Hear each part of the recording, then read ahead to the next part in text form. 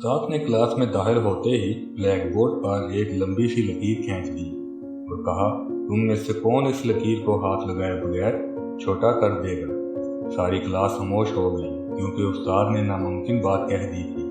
सब ने कहा, नामुमकिन है, लकीर को छोटा करने के लिए इसे मिटाना पड़ेगा जो हाथ लगाए बगैर नामुमकिन है।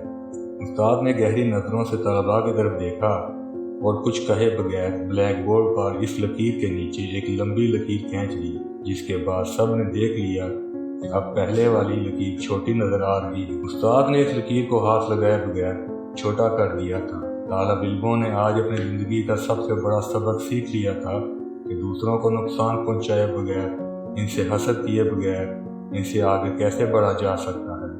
उन्होंने चंद मिनट में सीख लिया था कि अपने आप को अखलाक से, किरदार से और अमल से दूसरों से आगे बढ़ाओ, तुम खुद बहुत दूसरों से बड़े नजर आने लग जाओगे।